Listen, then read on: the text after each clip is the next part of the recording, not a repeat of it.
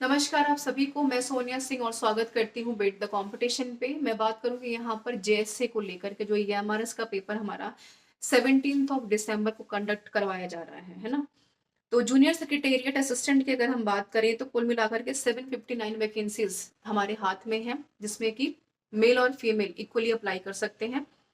इसके अलावा एक जो सवाल बच्चों ने यहाँ पर बहुत बार पूछा है, सिलेबस के साथ साथ जो टाइपिंग टाइपिंग स्पीड है आपकी, है ना, वो काफी इंपॉर्टेंट है। तो मैं यहाँ पर पहले सिलेबस का पार्ट डिस्कस कर लूँ, क्योंकि काफी सारे बच्चे पूछते हैं कि मैम जो जनरल वाले पढ़ते हैं, पीजीटी टीजीटी वाले, क्या जैसे वालों को भी पढ़ना, तो थोड़ा सा अंतर उसमें बिल्कुल रहेगा। वो है आपके सिलेबस वाले पार्ट के बेसिकली क्वांटिटेटिव एप्टीट्यूड को, जो कि आपका 20 नंबर का पूछा गया है, जो कि आपको पढ़ना है काफी ध्यान से। जनरल अवेयरनेस पूछी गई है बिल्कुल, है ना। तो एजुकेशनल करंट अफेयर भी पूछेंगे आपसे, ऐसा नहीं है कि इसमें मेंशन नहीं किया तो नहीं पूछेंगे आपसे, वो तो है क्योंकि टीचिंग का पेपर है। लैंग्वेज का आपको 15-15 नंबर का यहाँ पर रखा ही गया है वेटेज। इसके अलावा बेसिक नॉलेज कंप्यूटर ऑपरेशन आपसे पूछा है, ध्यान रखिएगा, आपसे आईसीटी नहीं पूछी है ना। तो आपसे कंप्यूटर बेस्ड चीजें पूछेंगे, टेक्निकल टर्म्स पूछेंगे, रैम रोम पूछेंगे, आपसे आईसीटी इंफॉर्मेशन कम्युनिकेशन टेक्नोलॉजी नहीं पूछेंगे सिलेबस के हिसाब से। हाँ, एग्जामिनरी बॉडी है भाई, क्या पेपर बना दे क्या पूछ ले वो एक अलग मसला है, लेकिन सिलेबस में जो बात रखी गई है मैं उसकी बात कर रही हूँ। इसके अलावा टाइपिंग स्पीड की अगर बात करें तो बच्चे कह रहे हैं कि मैम क्या इसका सर्टिफिकेशन पहले लेना पड़ेगा या बाद में लेना पड़ेगा, तो ऐसा नहीं है।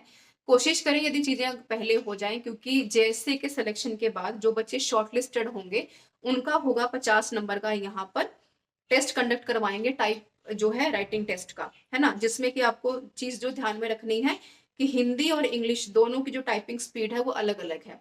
हिंदी जो है इन्होंने कहा है कि भाई 30, यानी कि 1 मिनट में कोशिश करना है आपको 30 वर्ड्स को टाइप करने का इंग्लिश में, और इसके अलावा माफ कीजिएगा 35 वर्ड इंग्लिश में और 30 वर्ड हिंदी में आपको टाइप करने की स्पीड एक एक मिनट में होनी चाहिए।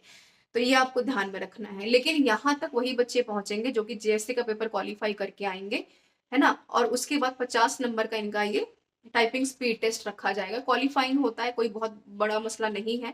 यदि आपकी टाइपिंग स्पीड ठीक ठाक है तो आप कर ले जाएंगे, उसमें कोई बहुत बड़ी बात नहीं है। तो इन्होंने ये कहा है कि जो रिक्रूटमेंट का पूरा एम है ना, ये कहने की सर्टिफिकेट जो हो आपका रिकॉग्नाइज्ड बोर्ड का होना चाहिए, क्योंकि आपको सबको पता है कि जैसे का फॉर्म अप्लाई करने के लिए बहुत हाई फाई क्वालिफिकेशन नहीं मांगी थी इन्होंने। तो जो नॉमिनल क्वालिफिकेशन रखी गई है वो आपके हाथ में होनी चाहिए।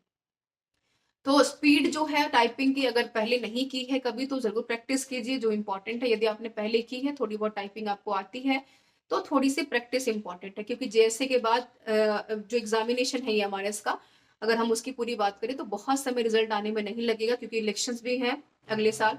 तो पूरी कोशिश की जाती है ऑर्गेनाइजेशन की तरफ से कि जितनी जल्दी रिजल्ट हाथ में दे दिए जाएं और ज्वाइनिंग के प्रोसेस। तो वैसे में आपके पास टाइपिंग स्पीड को प्रैक्टिस करने का टाइम शायद ना बचे, है ना। तो ये चीज काफी इंपॉर्टेंट है।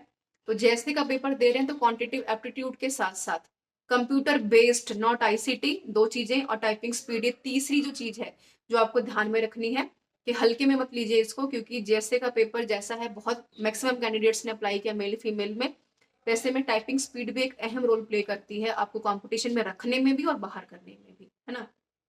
This is a very important information जो कि आपने पूछी है। हाँ, अब क्या पढ़ना है, क्या कॉमन चीज है, बिल्कुल लैंग्वेज पढ़नी है जो कि कॉमन पीजीटी टीजीटी में भी है ना, नॉन टीचिंग वाले पेपर में भी मैक्सिमम पूछी गई है।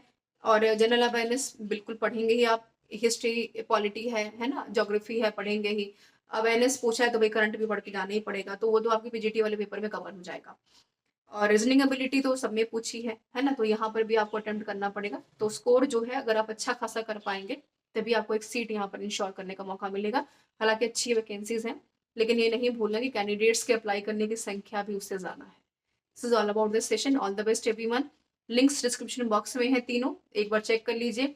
जैसे का जो मैक्सिमाइज्ड अगर मैं कहूँ तो कंटेंट अवेलेबल है, उससे ज़्यादा आवश्यकता आपको पढ़ने की नहीं है, ऐप को सर्च कर लीजिए।